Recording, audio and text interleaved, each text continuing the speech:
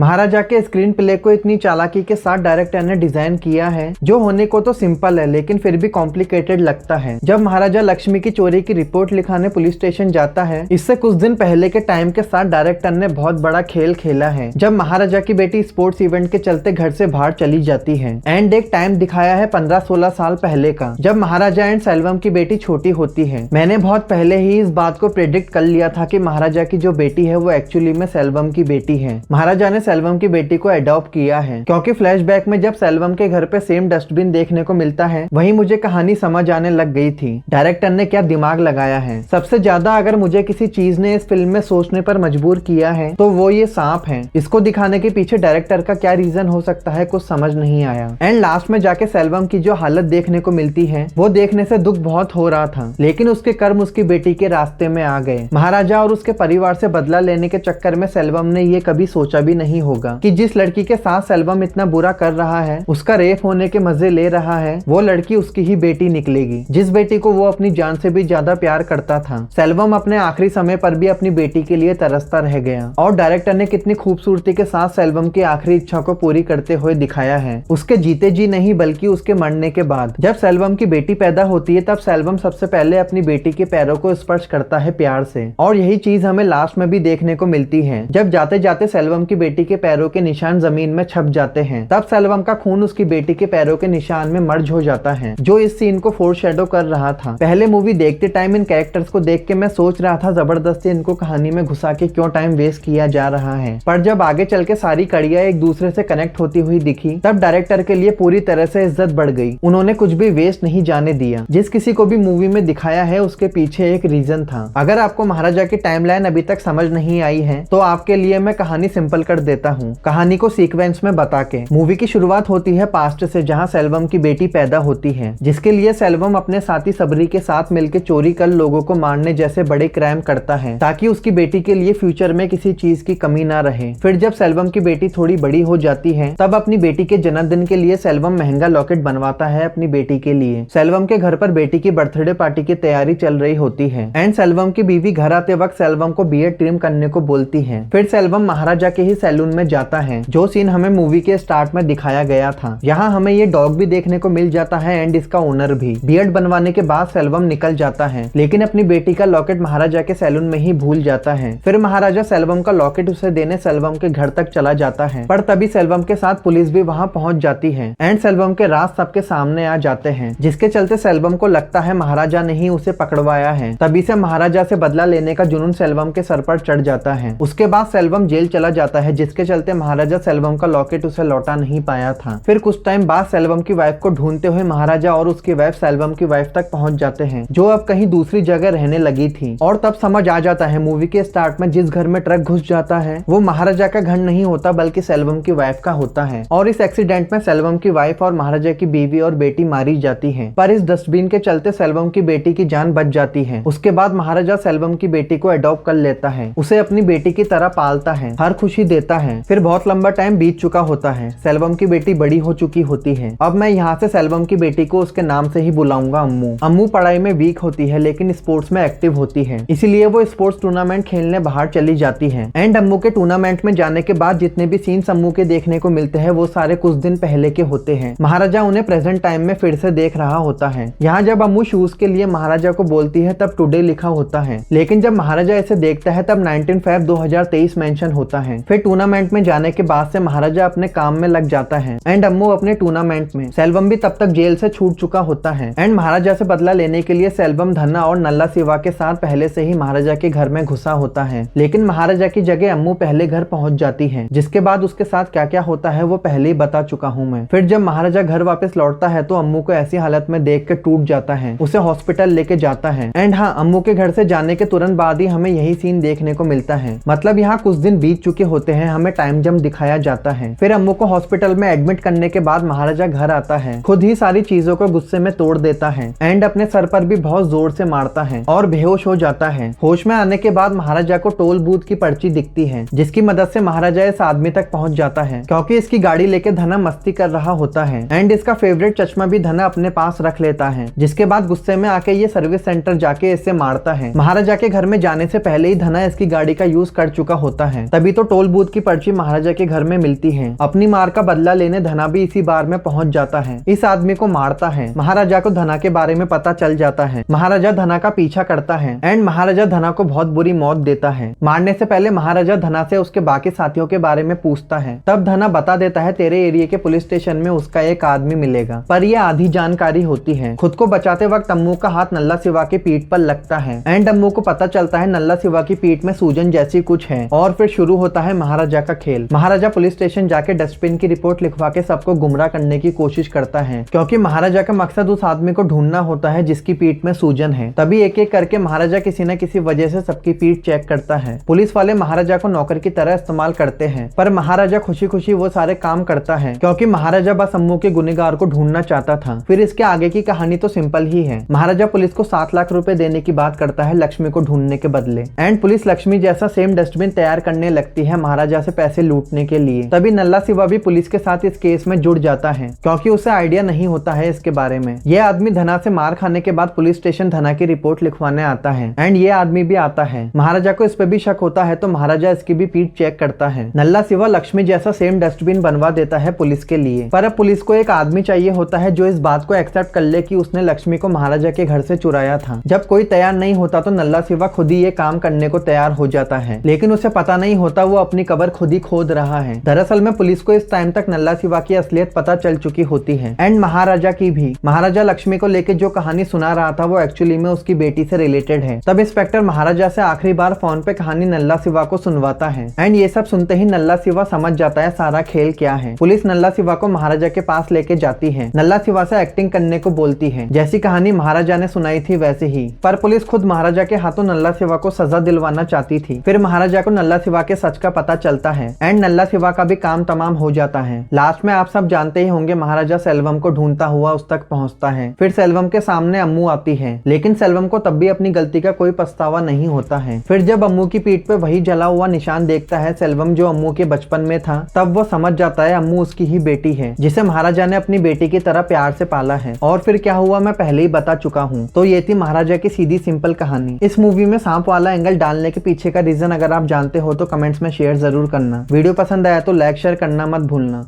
Till then take care, bye.